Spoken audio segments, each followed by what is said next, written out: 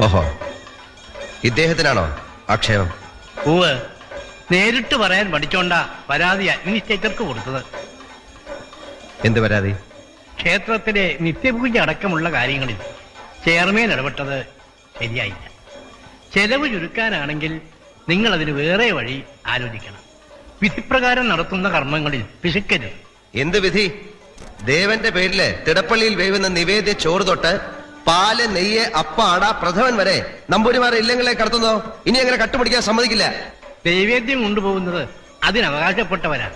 അത് തടയാനാവില്ല ആർക്കും. പിന്നെ കട്ടുപിടിക്കാൻ വന്നതാണെന്ന് നാം പറയണില്ല. തിരുവേനി, കൂട്ടം കൂടാനല്ല നാം ഇപ്പൊ ഇങ്ങോട്ട് വന്നത്.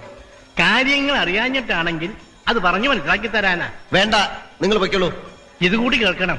ക്ഷേത്രത്തിന്റെ മതിൽക്കെട്ടിന് പുറത്തെ ബോർഡിന് ഭരണാവകാശമുള്ളൂ. അകത്ത് തന്ത്രിക്കാ പരമാധികാരം. അവിടെ വന്ന് ആവശ്യമില്ലാതെ കൽപ്പന പുറപ്പെടുവിച്ചത് അറിയാണ്ടാണെങ്കിൽ അത് പിൻവലിക്കണം. ഇല്ലെങ്കിൽ എതിർക്കേണ്ടി വരും. ക്ഷേത്രാരാധനയിലും ദൈവത്തിനുമൊക്കെ വിശ്വാസമുണ്ടെന്ന് ആണയിട്ട് ഈ സ്ഥാനമേറ്റത് ഇവിടെ പിരിയുന്ന പണം മോഹിച്ചാണെന്ന് പറയേണ്ടി വരും. ഇയാളുടെ അതിശയം കേൾക്കാനല്ലേ ഞാനിവിടെ ഇരിക്കുന്നത്. കാര്യം പറയുമ്പോൾ ക്ഷോഭിക്കരുത്.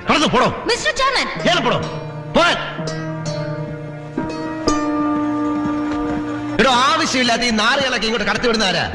തന്ത്രി മാങ്ങാത്തൊലി.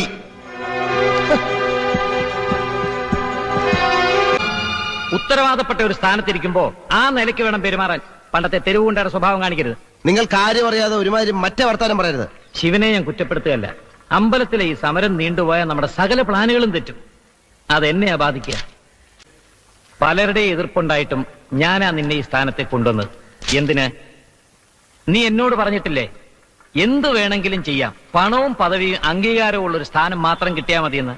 അതുകൊണ്ടാണ് ഈ സ്ഥാനത്ത് നിന്നെ ഞാൻ വെച്ചത്. എല്ലാം ഉള്ള ദൈവത്തിന് എന്തിനാടോ പണം? അതെല്ലാം നമുക്കുള്ളതാ. പക്ഷെ ചുമ്മാ കൈയിട്ട് വരാനൊക്കില്ല.